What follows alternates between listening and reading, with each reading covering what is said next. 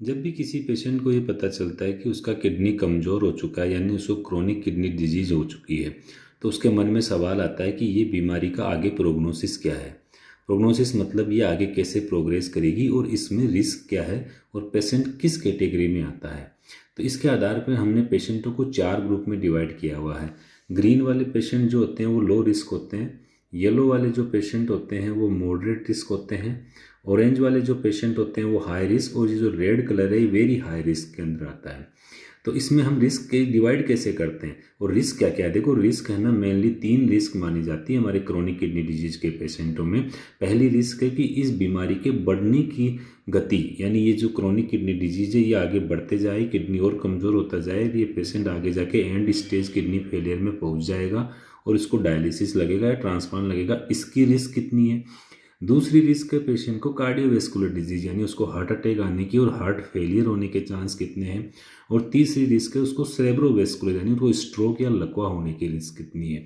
ये तीनों जो रिस्क है, इसकी ये 3 मेन रिस्क होती है, और इन 3 रिस्क के लिए, कॉम्प्लिकेशंस के लिए पेशेंट जो है इन 4 ग्रुप में डिवाइड किया गया है।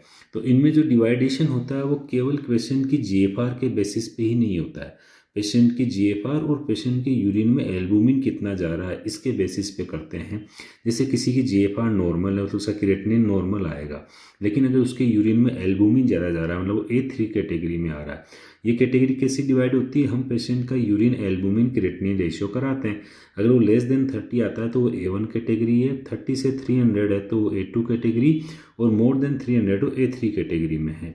तो इवन अगर किसी पेशेंट का क्रिएटिनिन या उसकी जीएफआर नॉर्मल है, लेकिन अगर उसके यूरिन में एल्बुमिन ज़्यादा जा रहा है तो वो हाई रिस्क कैटेगरी के अंदर आता है। ऐसे पेशेंट को हार्ट अटैक और किडनी डिजीज के प्रोग्रेशन और स्ट्रोक के चांस ज़्यादा होते हैं।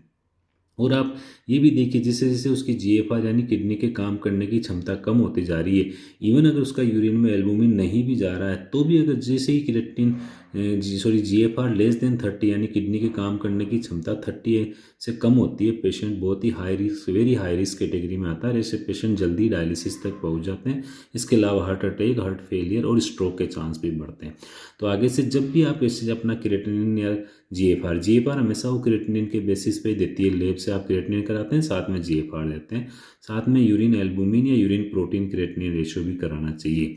अगर पेशेंट का क्रिएटिनिन बढ़ा हुआ है, जीएफआर कम है और यूरिन में एल्बुमिन ज़्यादा जा रहा है, तो ऐसा पेशेंट बहुत ही हाई रिस्क में आता है। और जैसे ही पेशेंट इस कैटेगरी के अंदर आने लग जाता है, यहाँ पे जीएफआर लेस देन 60 और urine albumin creatinine ratio more than 300, इस पेशेंटों को आगे हमेशा नेफ्रोलॉजिस्ट को ही फॉलो करना चाहिए।